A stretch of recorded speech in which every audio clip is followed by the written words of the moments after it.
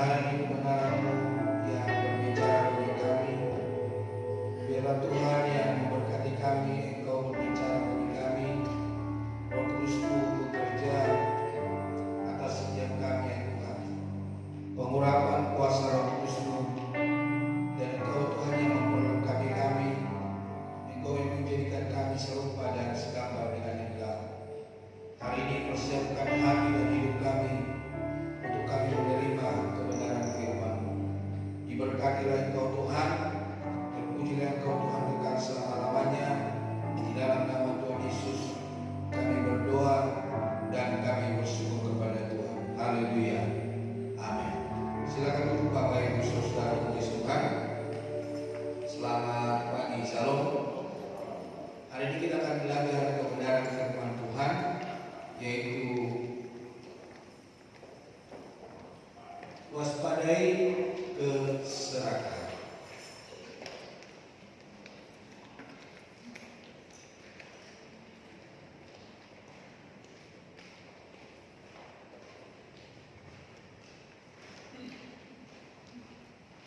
Ya, kita langsung saja membuka dalam Alkitab kita, yaitu di 1 Tesalonika pasal yang ketiga. Benar ya? 1 Tesalonika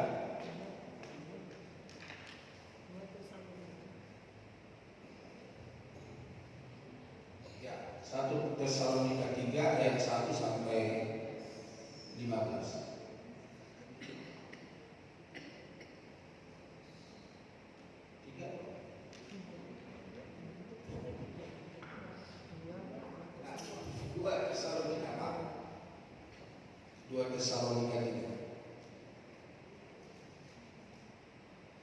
Tesalonika 3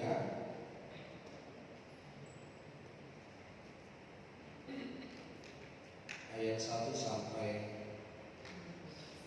15.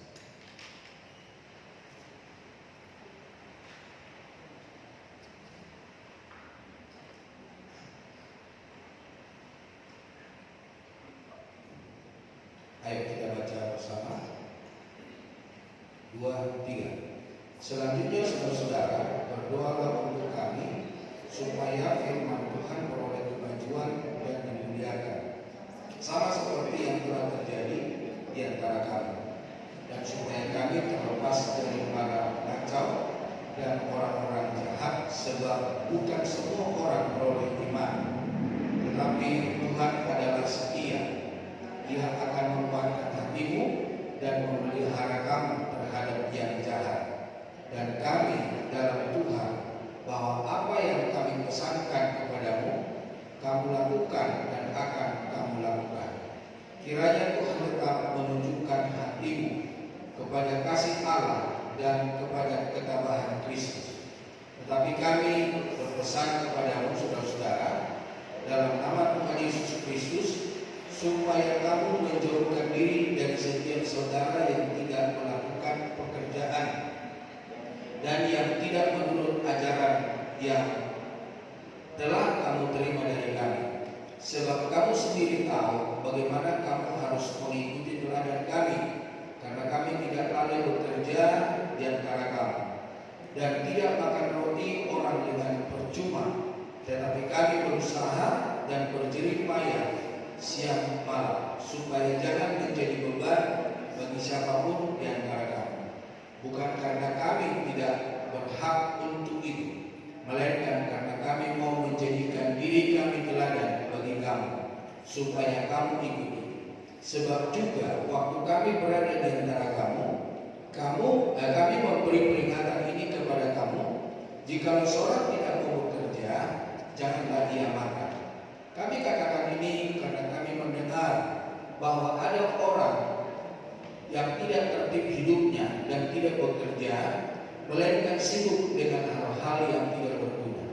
Orang-orang demikian kami peringati dan nasihati dalam Tuhan Yesus Kristus, supaya mereka tetap tenang melakukan pekerjaannya dan dengan demikian makan makanan sendiri. Dan kamu, saudara-saudara, janganlah jemu-jemu berbuat apa yang baik. Jika ada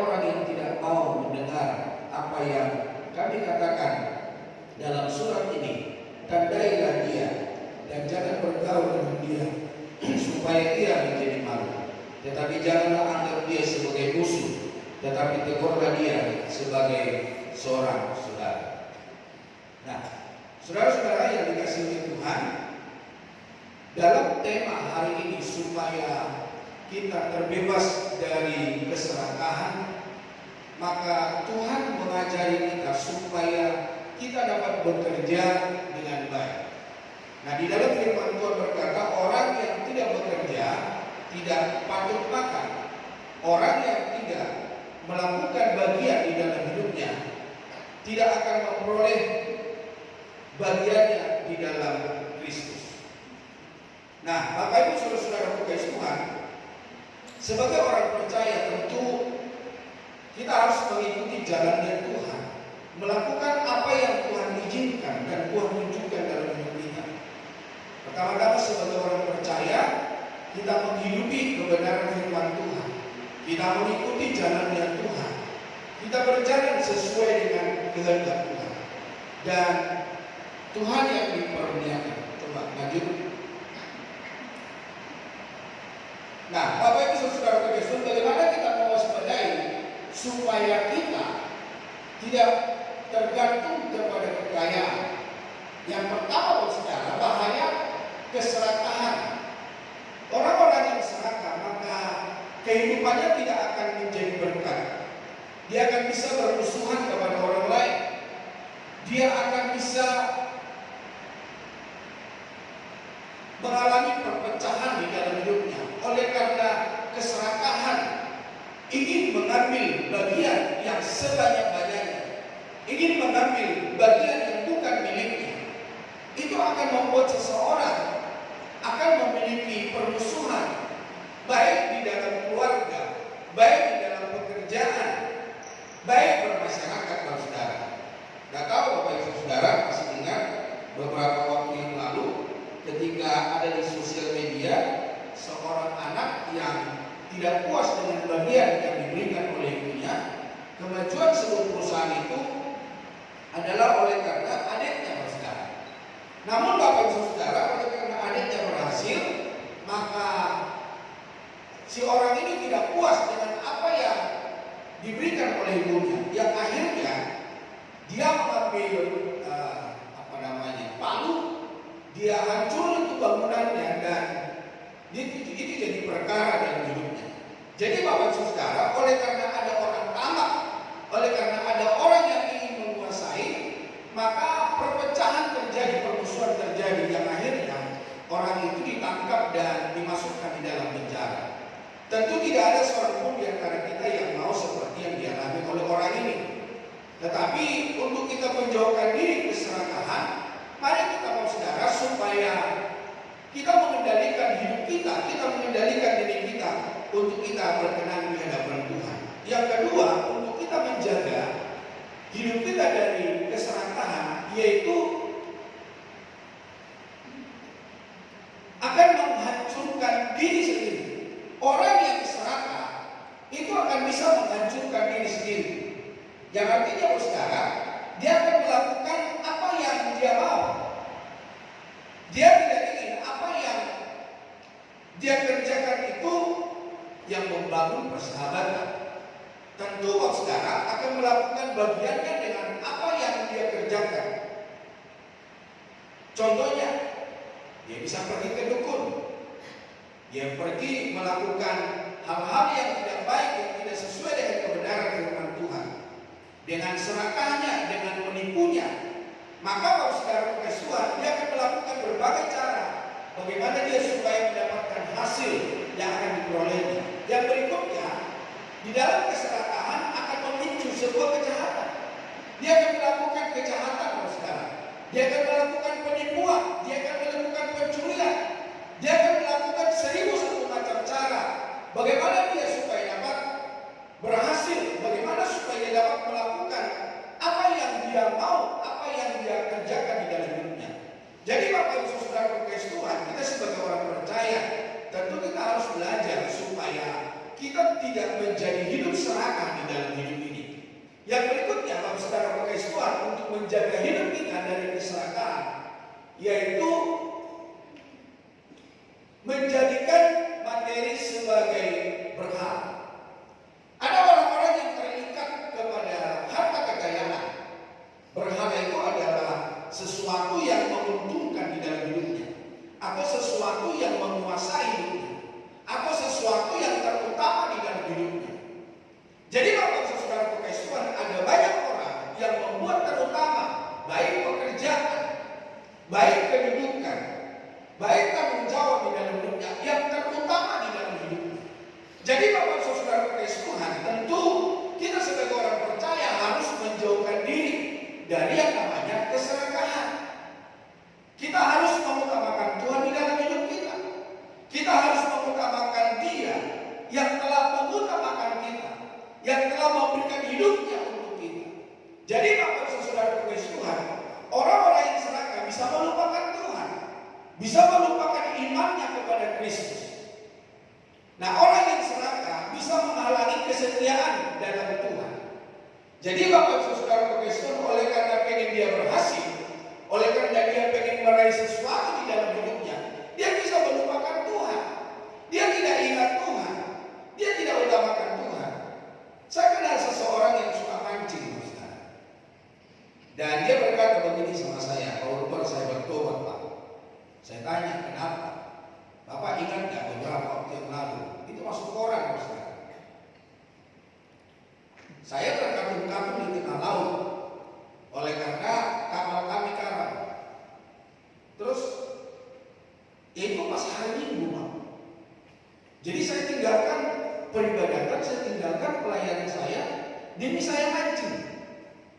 Jadi Bapak Saudara kasih Tuhan, dia melupakan Tuhan, dia melupakan pelayanannya, dia melupakan imannya.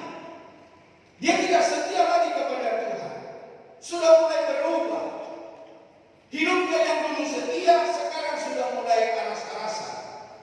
Sudah mulai hidup dengan keinginan daging. Jadi Bapak Saudara kasih Tuhan, orang yang serakah, dia bisa melupakan Tuhan, dia bisa meninggalkan Tuhan, atau bisa saja dia bisa menyangkal Tuhan di dalam hidupnya. Jadi Bapak Saudara kasih Tuhan, perlu kita sebagai orang percaya supaya kita waspada tentang keserakahan. Yang berikutnya, tidak pernah merasa puas. Orang yang serakah itu tidak pernah merasa puas dalam hidupnya. Apapun yang dia miliki, apapun yang dia punya mobil satu, pengen mobil dua. Udah punya mobil dua, pengen mobil tiga. Udah punya istri satu, pengen istri dua. Bahkan dia berdoa supaya pasangannya cepat-cepat mati, saudara. Saudara kasih Tuhan. Jadi dalam hal ini, serakah itu akan merugikan kita. Tamak itu akan merugikan kita. Ketika kita pengen segala-galanya milik kita, itu akan merugikan kita. Firman Tuhan berkata begini, "Apa gunanya kamu memiliki seluruh dunia dan segala isinya, kalau kamu kehilangan nyawa?" Berapa lama sih kita ada di dalam dunia? Berapa lama kita bisa menikmati hidup ini? Atau berapa banyak kita bisa menikmati hasil dari pekerjaan kita? Tentu tidak semua apa yang kita kerjakan kita bisa nikmati. Ada yang kita singkirkan atau ada yang kita tinggalkan untuk masa depan, untuk anak-anak, untuk keluarga, untuk keinginan kita, untuk sesuatu di dalam hidup kita.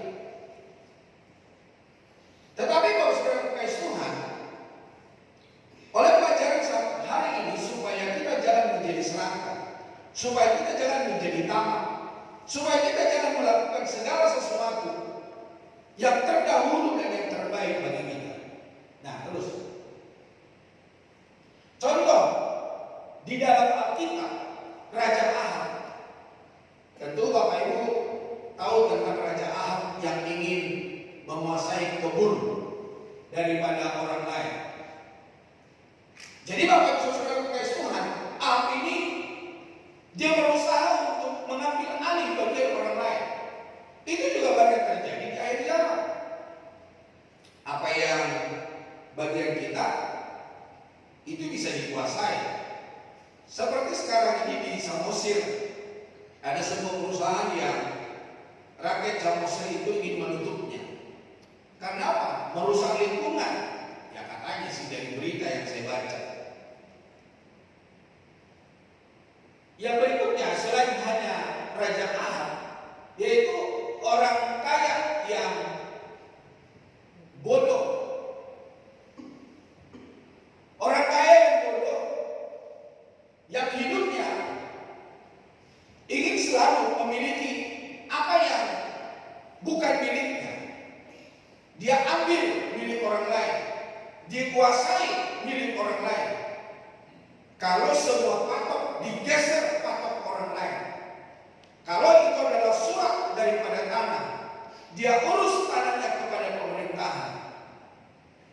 Jadi Bapak Saudara kasih Tuhan, serakah itu akan merugikan kita. Hubungan kita tidak akan baik dengan sesama kita.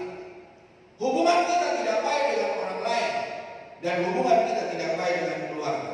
Selanjutnya, pencegahan dari atau pengobatan dari keserakahan. Mari hari ini Bapak Saudara, dari segala sesuatu yang Tuhan percayakan bagi kita supaya kita dapat bersyukur. Firman Tuhan berkata, mengucap syukurlah di dalam segala hal. Karena itulah yang Tuhan inginkan di dalam hidup kita sebagai orang percaya. Mengatasi keserakahan, mengobati keserakahan. Mari hari ini kita dapat berbagi bagi orang lain. Ya tentu orang yang serakah itu susah dia untuk berbagi, sulit dia untuk berbagi untuk orang lain. Tetapi hari ini Bapak Saudara, mari kita belajar supaya kita dapat berbagi dengan orang lain, membagikan apa yang Tuhan percayakan, apa yang Tuhan berikan di dalam hidup kita. Ketika seseorang berbagi dengan orang lain, tentu maka hidupnya akan beralih daripada keserakahan. Yang berikutnya, mengobati atau mencegah kita dari keserakahan, yaitu turunkan ekspektasi kita. Nah, ada orang-orang pengen dinilai oleh orang lain dengan berkata wah, supaya orang lain berkata wah tentang dia, maka dia akan kerjakan segala perkara pekerjaan. Apakah itu baik? Apakah itu benar? Apakah itu merugikan orang lain? Dia tidak peduli, Saudara. Yang penting dia memiliki dari apa yang orang lain wah hebat, berhasil. Padahal Saudara, apa yang dikerjakannya sungguh merugikan bagi banyak orang. Yang berikutnya, mencegah kita daripada keserakahan, yaitu ingat hakikat hidup. Bukan selamanya kita ada di dalam dunia. Berapa tahun kita di dalam dunia? Firman Tuhan berkata, kalau kita kuat 70 sampai 80 tahun. Tapi coba zaman sekarang, kira-kira umurnya berapa? Ya sudah banyak orang meninggalkan dunia ini dengan usia muda, Saudara. Dengan tidak sesuai dengan kebenaran firman Tuhan, berbeda dengan apa yang Tuhan perkatakan. Bahkan sekarang ini umur 20 tahun sudah banyak mengalami sakit penyakit gula, penyakit jantung. Oleh karena apa? Makanan yang pengen dia santap segala sesuatu yang telah disediakan. Namun Bapak Saudara, dia tidak menjaga kesehatannya. Dia tidak melihat pribadinya, yang akhirnya dia mengalami sakit penyakit. Jadi Bapak Saudara kekasih Tuhan, ketika seseorang tidak menguasai diri untuk sesuatu nilai yang dimilikinya, maka Saudara dia akan melakukan sebuah kejahatan. Jadi dalam hal ini mari kita belajar supaya kita sebagai orang percaya untuk dapat mengatasi, supaya kita tidak menjadi serakah, supaya kita tidak menjadi tamak. Mari kita perhatikan apa yang menjadi tujuan hidup kita di dalam dunia ini. Biarlah kita menjadi orang yang sehat, biarlah kita menjadi orang yang kuat, biarlah kita menjadi orang yang berjalan dalam kebenaran firman Tuhan.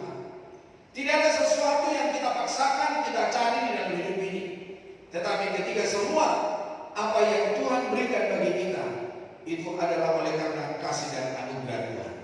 Yang berikutnya, saudara Tuhan. Nah, di dalam tulisan ini dikatakan keserakahan adalah penyakit hati yang membuat manusia tidak pernah puas. Dunia menawarkan gaya hidup materialistis yang mendorong orang untuk terus mengejar lebih tanpa peduli cara memperolehnya. Firman Tuhan mengingatkan agar kita tidak hidup dalam keserakahan, melainkan puas dengan pemeliharaan Tuhan. Nah, Bapak Ibu Saudara, agar tidak menjadi orang serakah, mari kita melihat poin yang pertama, yaitu percaya pemeliharaan Tuhan. Mari hari ini Saudara, kita percayakan ketika Tuhan memanggil kita, maka Dia yang akan bertanggung jawab untuk masa depan kita. Satu langkah ke depan, 1 minggu ke depan, 1 bulan ke depan, 1 tahun ke depan. Bapak Ibu Saudara, mungkin juga ada banyak di antara kita yang hidup di dalam iman dan percaya kepada Kristus, di mana penghasilan tidak seberapa atau tidak sebanyak yang diperoleh oleh banyak orang. Tetapi kalau hari ini Bapak Ibu Saudara kita bisa hidup, kita bisa makan, kita bisa berpakaian, kita bisa menyekolahkan anak, kita bisa memuliakan anak, dan anak-anak kita bisa selesai dari segala pekerjaannya, perkuliahannya, pelajarannya. Itu semua oleh karena anugerah dan kebaikan Tuhan. Jadi Bapak Ibu Saudara terkasih Tuhan, mari hari ini kita percaya atas pemeliharaan Tuhan. Siapa yang tahu hidup kita 1 hari ke depan? Siapa yang tahu hidup kita 1 jam ke depan?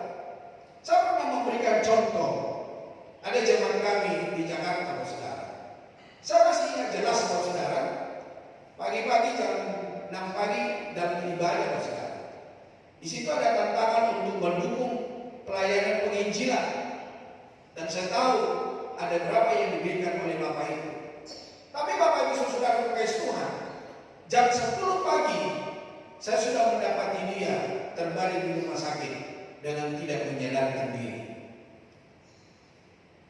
Nah, sebelumnya adalah kakak iparnya. Kakak iparnya itu beribadah sore, Saudara. Nah, ketika sudah malam, saya terima telepon bahwa kakaknya itu sudah dipanggil oleh Tuhan.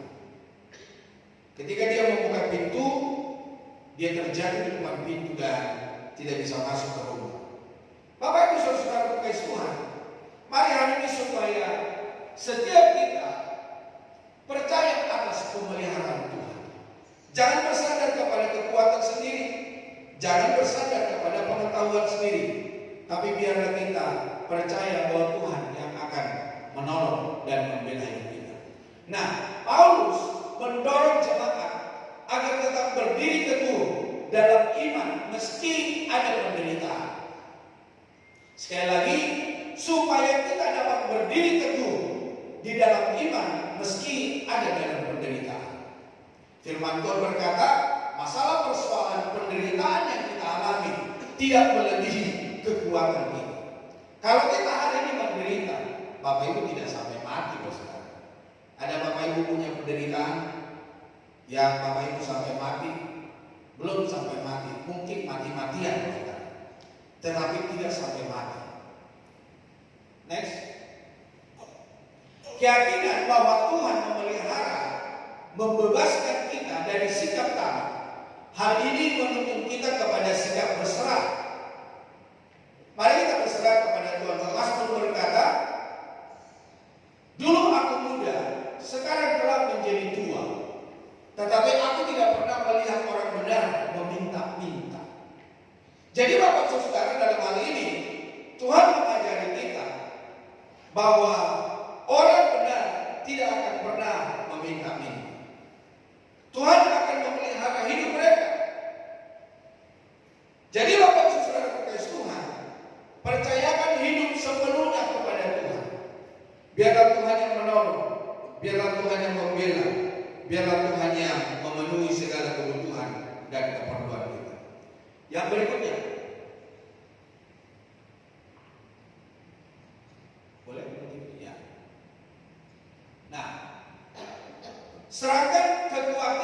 kepada Tuhan. Ketika kita khawatir, apakah kekhawatiran itu menambah umur kita? Apakah kekhawatiran itu memberikan jalan hidup kita? Tidak, Pak Saudara. Kekhawatiran itu malah membuat pikiran kita rumah. Tindakan kita akan menjadi tindakan yang negatif. Keputusan kita akan menjadi keputusan yang bisa merugikan diri sendiri, bisa merugikan keluarga, atau bisa juga merugikan orang lain. Kalau kita menjadi pengusaha, kalau kita hidup di dalam kekhawatiran, maka saya ingin percaya pekerjaan yang kita kerjakan di dalam kantor kita akan uring-uringan.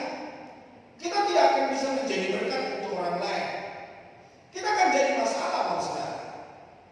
Saya baru mengalami beberapa waktu yang lalu. Sebuah atasan mengeluarkan seseorang dari lingkungan di mana dia bekerja. Ya, menurut saya sih belum sebegitu parah. Dan ini orang yang ketiga yang sudah dikeluarkan. Dan dalam hal ini, kenapa dia bisa sampai melakukan tindakan yang tidak? Karena dia memiliki kekhawatiran. Karena dia ditekan dari atas. Dia ditekan oleh orang-orang penting di dalam hidupnya. Yang akhirnya karena dia tidak bisa melawan, dia menekan orang lain, orang yang ada di bawahnya. Jadi Bapak Ibu Saudara terkasih Tuhan, mari kita hari ini belajar supaya kita tidak hidup di dalam kekhawatiran. Ada seorang ibu saya kenal, ketika ada kerusuhan di Jakarta, dan setiap kali ada orang berkerumun, dia sudah bertanya kepada supirnya, "Pak, itu lagi ngapain? Lagi melakukan apa?" Akhirnya si supir berkata, "Saya tidak tahunya itu melakukan apa. Udah kita balik, ayo kita pulang." Padahal kalau saudara terkasih Tuhan, apa yang dikerjakan oleh orang-orang itu bukan sesuatu yang merugikan orang lain. Ya mungkin juga karena ada kecelakaan, ada hal yang perlu mereka berkerumun di situ, yang perlu mereka rundingkan. Memang mungkin tempatnya tidak baik, tempatnya di tengah jalan, yang membuat orang khawatir. Padahal sebetulnya tidak akan merugikan orang yang lewat di sana. Jadi Bapak Saudara terkasih Tuhan, biarlah kita terhindar dari segala kekhawatiran. Ya, memang namanya khawatir itu pasti ada, tapi jangan kita dikuasai oleh kekhawatiran. Jangan kekhawatiran menguasai hidupnya, tapi biarlah kita dapat menguasai kekhawatiran yang ada di dalam hidup kita. Yang berikutnya, kepercayaan dalam ketaatan. Ada orang-orang percaya, namun dia tidak taat. Tapi kalau kita menjadi seorang yang taat, kita akan menghadapi segala sesuatu, apapun yang menimpa dalam hidup kita. Ada banyak orang percaya di gereja, tetapi tidak semua orang taat. Ada orang percaya melakukan bagiannya di luar sana, tetapi ketika ada godaan untuk melakukan hal yang negatif, dia akan ikut. Jadi boleh saya bilang bahwa Kristen ini Kristen bunglon. Ya, kalau di gereja kelihatan haleluya puji Tuhan, di luar gereja haleluya. Dia lupa akan Tuhan, dia lupa akan kebenaran firman Allah. Tapi hari ini Bapak Saudara terkasih Tuhan, biarlah kita sebagai orang-orang percaya, tapi kita juga menjadi seorang yang taat. Bukan di gereja kita kelihatan seperti malaikat, saudara. Bukan di gereja kita kelihatan seperti orang-orang taat. Tapi ketika kita ada di luar gereja, di dalam gereja, di dalam rumah tangga, di dalam pekerjaan, kita adalah orang-orang taat di dalam Kristus. Nah, Bapak Ibu Saudara terkasih Tuhan, Tuhan akan memiliki cara yang ajaib di dalam segala perkara dalam hidup kita. Bapak Ibu Saudara, di dalam pergumulan yang Bapak Ibu hadapi, itu tidak akan membunuhmu, itu tidak akan menghancurkan. Tetapi saya pernah berkata begini, bagaimana aku berkata Tuhan itu adalah penyembuhku. Tidak mungkin saya berkata Tuhan itu adalah penyembuhku kalau aku tidak pernah sakit. Kalau saya dapat berkata Tuhan itu penyembuhku, bisa saja oleh karena pengalaman dari orang lain. Tetapi kalau itu pengalaman pribadiku, maka saya berkata, kalau saya sakit, aku berkata Tuhan itu adalah penyembuh. Kalau aku mengalami namanya berkekurangan, maka saya berkata Tuhan itu adalah Allah yang mencukupi dalam segala perkara dalam hidup. Jadi artinya begini, kalau kita sakit, kalau kita berkekurangan, kalau kita jatuh, itu Tuhan izinkan untuk apa? Menata hidup kita, membentuk karakter kita, membentuk pengiringan kita kepada Tuhan. Supaya apa? Supaya kalau kita dapat berkata kepada orang lain, udah kamu gak usah takut, saya pun pernah mengalaminya. Kamu jangan ragu-ragu, Tuhan ada bersama denganmu. Memang Tuhan mengizinkan kita di dalam masalah dan persoalan. Tuhan mengizinkan kita di dalam segala tantangan. Tetapi ingat, suatu saat ketika kita tetap setia, Tuhan akan melakukan bagiannya dengan ajaib. Dia akan melakukan perkara yang besar. Dia akan menolong hidupmu. Dia akan memberikan pertolongan dengan cara yang tidak pernah kita pikirkan. Makanya firman Tuhan berkata, apa yang tidak pernah dilihat oleh mata, apa yang tidak pernah didengar oleh telinga, itu akan Tuhan berikan kepada orang-orang yang mengasihi Dia. Jadi, Bapak Ibu Saudara, Tuhan akan melakukan caranya dengan cara yang ajaib. Yang berikutnya, menyerahkan diri dan bersyukur. Mari Bapak Ibu Saudara, kita serahkan diri kita kepada Tuhan. Tapi jangan lupa, di dalam penyerahan diri kepada Tuhan, mari kita bersyukur kepada Tuhan. Ketika kita sudah menyerahkan diri kita kepada Tuhan dan kita bersyukur kepada Tuhan, berarti kita percaya bahwa jalan Tuhan, jalan yang terbaik di dalam hidup kita.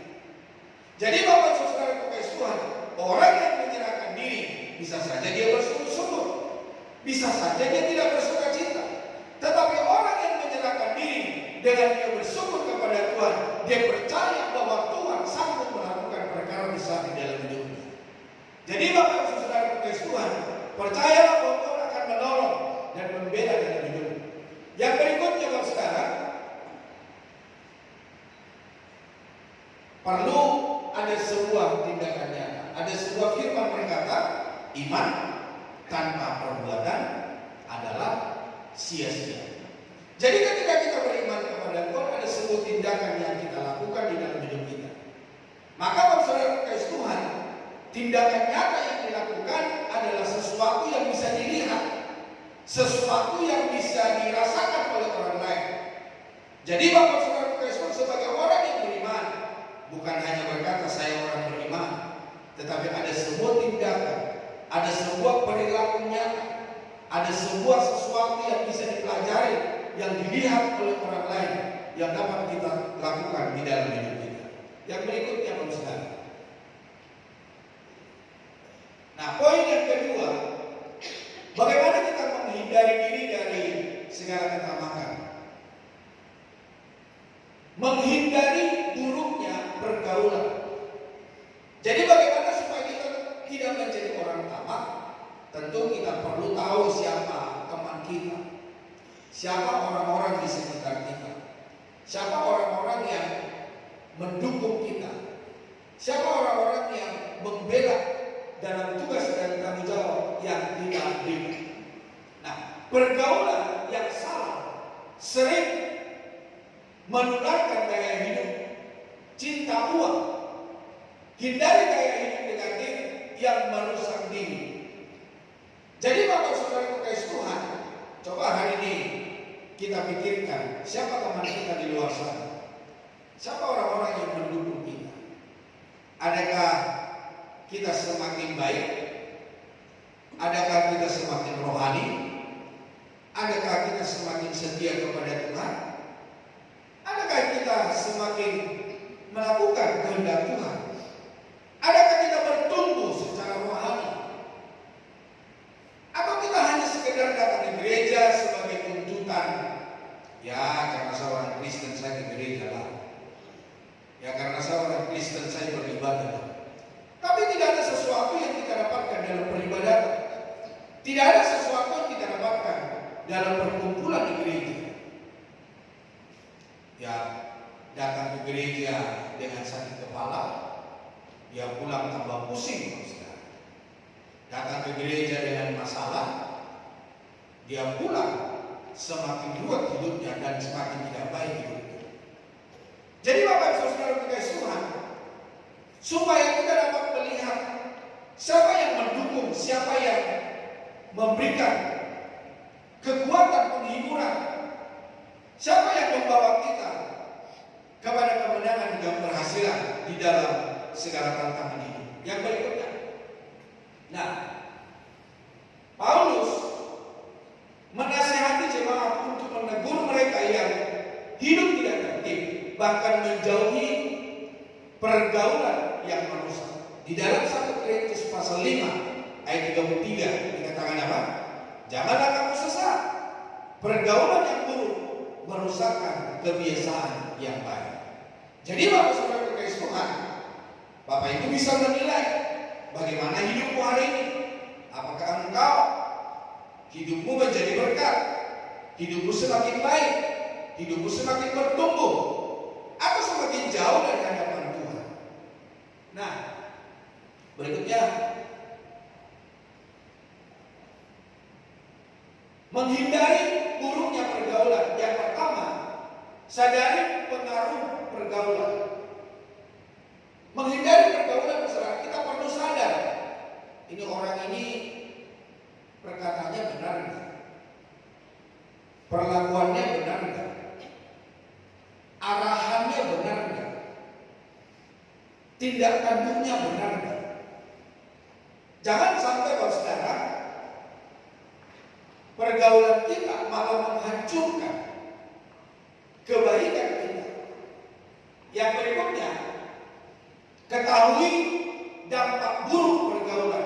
Tentu tahulah kalau pergaulan kita tidak baik, maka kita pun tidak akan baik. Makanya kalau kita bersahabat dengan orang merokok, maka orang bilang kamu merokok ya. Padahal bukannya kita merokok. Bau asap di baju kita akan nempel, tidak bisa bawa ke rumah. Misalnya berjudi, Bapak Ibu tidak ikut berjudi, tetapi Bapak Ibu ada di perjudian, orang akan bilang bahwa kita adalah pencuri. Kalaupun ketangkap polisi, bukan hanya bermain judi yang ditangkap polisi, orang yang ada di sini pun akan ditangkap. Betul atau tidak?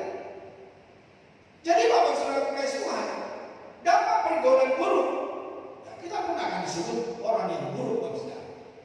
Nah, bangun benteng pertahanan diri. Jadi membangun benteng pertahanan diri, kenali diri sendiri. Tentu kalau kita tidak pernah melakukan hal-hal buruk dalam hidup kita, jauhilah persahabatan dengan orang-orang yang selalu melakukan pergaulan buruk. Perkuat fondasi agama dan iman. Ya, ketika kita sudah menjauhkan diri dari pergaulan buruk, bangun iman, belajar firman Tuhan, beribadah dengan sungguh-sungguh, setia kepada Tuhan, setia melakukan peribadatan, lakukan firman Tuhan dengan baik, hiduplah di dalam kebenaran firman Tuhan, bangun hidup sekuat mungkin, jalani hidup yang positif, menolak hal-hal yang negatif, menolak hal-hal yang tidak baik di dalam hidup kita. Kalau ada orang mempengaruhi kita, kita bisa bilang terima kasih. Oh, kita bisa bilang, oh maaf ya, saya tidak ikut-ikutan. Oh maaf ya. Ya seperti hari-hari ini, ketika ada masalah di kumpulan kami, ada rekan-rekan yang membuat kumpulan baru. Ya, ada yang menyalahkan si A, ada yang menyalahkan si B. Ya, saya tidak komen apa-apa, saudara. Saya ditaruh di situ, saya tidak bisa memberikan, oh si ini salah, si itu salah. Karena memang, Bapak Saudara, kita belum tahu apa yang terjadi di dalam kedua orang yang bertikai. Jadi dalam hal ini perlu kita menyadari bahwa sekarang kalau ada orang bertikai, jangan kita mendengar hanya dari satu pihak. Dengarkan dari pihak orang lain. Kalau kita mendengarkan satu pihak, maka kita akan rugi bahwa sekarang. Saya biarkan mereka berargumentasi di grup. Saya biarkan mereka memberikan pendapat mereka. Tapi saya diam-diam saja, saya tidak melakukan apa-apa. Saya dapat menilai. Oh, si ini maunya begini, si itu maunya begini. Ada orang-orang yang saklek kalau sekarang. Oh, si orang itu salah itu. Nah, suatu saat, ketika dia tahu apa yang terjadi, apakah pendapat dia benar atau pendapat dia salah, kan malu saudara. Jadi Bapak Saudara Tuhan atau dia rugi kalau dia sampai memberikan penilaian yang buruk. Berani berkata tidak, ya, supaya kita dapat menolak, menjaga diri dari keserakahan. Mari kita berani menolak. Tidak, saya tidak ikut. Oh maaf, saya ada kerjaan. Oh maaf, saya orang Kristen. Oh maaf, saya tidak terbiasa dengan ini. Yang berikutnya Bapak Saudara, jangan takut sendirian. Ketika Bapak Saudara Tuhan menolak untuk melakukan kejahatan atau kecurangan, jangan takut sendiri. Ya pasti ada orang-orang yang akan membela Bapak Saudara ketika Bapak Ibu hidup dalam kebenaran. Bukan berarti orang banyak itu benar atau orang sedikit itu salah. Pasti Tuhan akan mengirimkan orang-orang yang hidupnya benar, yang hidupnya mengikuti jalan yang sungguh-sungguh dijalankan. Jadi Bapak Saudara kekasih Tuhan, supaya kita terhindar dari keserakahan, mari jangan takut sendirian. Ya seperti di negeri ini kan, negeri Konoha katanya. Banyak orang-orang yang menilai orang-orang di negeri ini adalah orang-orang yang berlaku curang. Tapi banyak orang-orang yang tidak ikut-ikutan. Ya, yang tidak ikut-ikutan supaya tidak takut. Karena apa yang menjadi keputusan atau hidup benar adalah urusan kita dengan iman dan kepercayaan atau dengan Tuhan kita. Dan kalau kita kerjakan pekerjaan kita dengan baik, Tuhan akan membela dan Tuhan akan menolong kita. Ya mungkin tidak secepat yang kita mau, saudara. Ada proses yang kita hadapi. Tetapi percayalah bahwa ketika kita merasa kita sendiri, merasa kita berbeda dengan orang lain, kita hidup dalam kebenaran. Ingatlah suatu saat Tuhan akan sediakan sahabat-sahabat atau orang-orang yang akan menolong dan membela kita. Yang berikutnya, jadilah teladan bagi orang lain. Jadi supaya kita menjadi teladan di dalam rumah tangga, di dalam gereja, di dalam pekerjaan, bermasyarakat, apapun menjadi tugas dan tanggung jawab kita, supaya kita menjadi teladan. Orang dapat berkata, wah, kamu kok berbeda ya dengan orang lain. Kamu kok bisa beribadah ya, tapi dia enggak.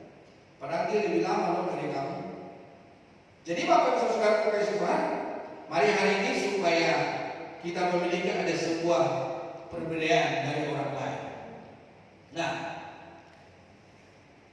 yang berikutnya, mari kita merenung, periksa kembali lingkaran pergaulan kita.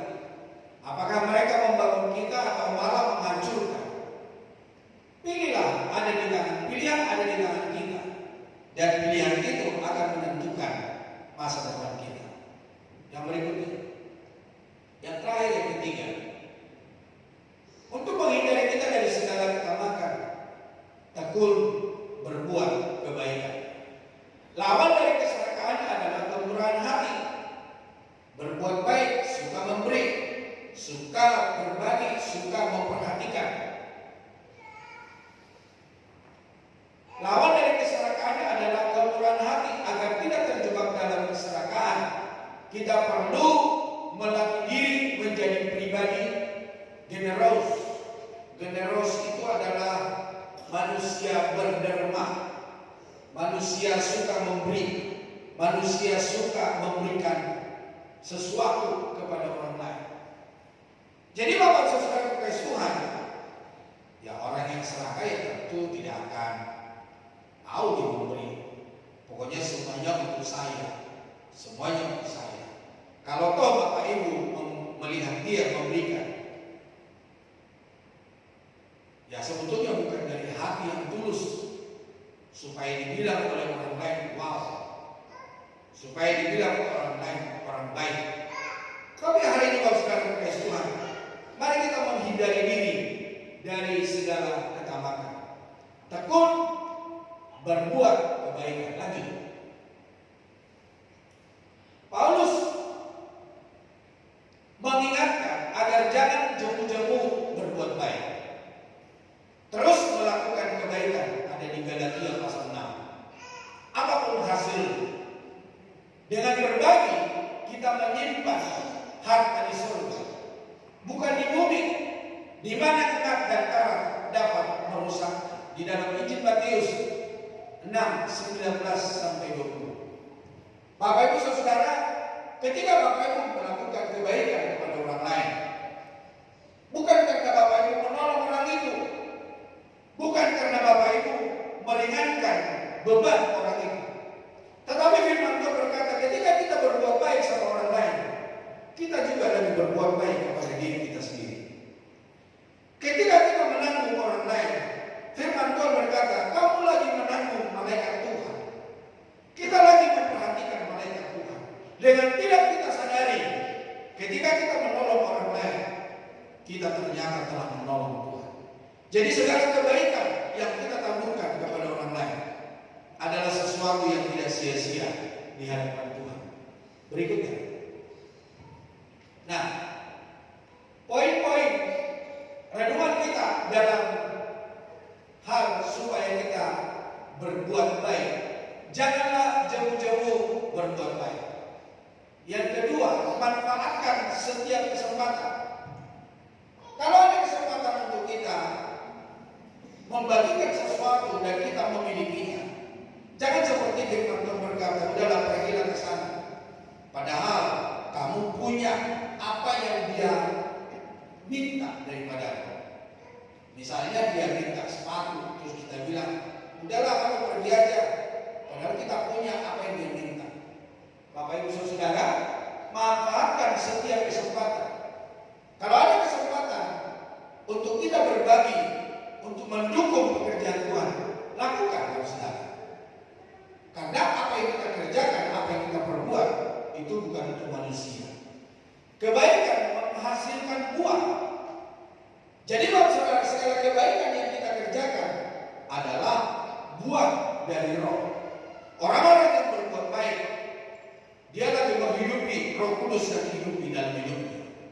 Sekali lagi Bapak Saudara, orang-orang yang berglow sekali, orang-orang yang bisa kita berkata berbahasa roh, belum tentu dipenuhi oleh kuasa Roh Kudus. Tetapi orang-orang yang memenuhi segala hasil daripada buah roh, maka orang itu telah dipenuhi oleh Roh Kudus. Bapak Ibu Saudara kekasih Tuhan, supaya kita memahami, mengerti kebenaran firman Tuhan. Nah, ketekunan adalah kunci keberhasilan. Jadi dalam melakukan kebaikan, mari kita tekun. Ya, jangan hari ini baik, besok buruk. Jangan besok buruk, berikutnya baik. Tapi biarlah perkataan kita, perbuatan kita, tindakan kita selalu keluar yang baik. Jangan diselang-selingi dengan sesuatu yang buruk dari hidup kita. Kebaikan adalah wujud iman. Nah, orang-orang yang melakukan kebaikan adalah seperti apa dia beriman kepada Kristus. Orang-orang yang beriman kepada Kristus tentu dia akan berbuat baik. Orang-orang yang beriman kepada Kristus dia akan melakukan kebenaran firman Tuhan. Dan orang-orang yang melakukan kebaikan itu adalah cerminan imannya, cerminan kepercayaannya. Oleh karena Kristus mengajarkan hal yang demikian di dalam hidupnya, maka dia pun melakukan apa yang Kristus lakukan di dalam hidupnya. Yang berikutnya Bapak Saudara Tuhan, yaitu Tuhan melihat semua perbuatan baik Anda. Jadi Bapak Saudara, mau tersembunyi, mau kelihatan, Tuhan tahu Saudara. Makanya firman Tuhan berkata ketika kita memberi dengan tangan kanan, tangan kiri tidak boleh tahu. Tapi siapa yang tahu? Tuhan yang tahu Saudara. Yang berikutnya,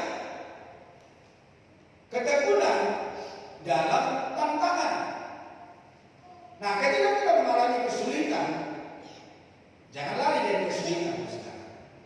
Dia akan tetap mengejarmu. Dia akan tetap menyertaimu sampai engkau mengalami Tuhan. Mempersiapkan diri untuk menuai. Jadi dari semua yang diizinkan dalam hidup kita, Tuhan akan memberikan bagiannya. Tuhan akan menolong kita.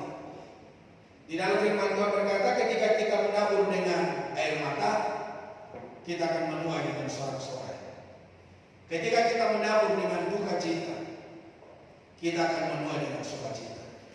Tuhan tidak membiarkan kita dalam duka cita. Tuhan tidak membiarkan kita di dalam keterperosokan. Tetapi Tuhan akan menolong. Tuhan akan membela dan Tuhan akan memberikan kemenangan bagi kita. Selanjutnya dan musik boleh maju ke depan.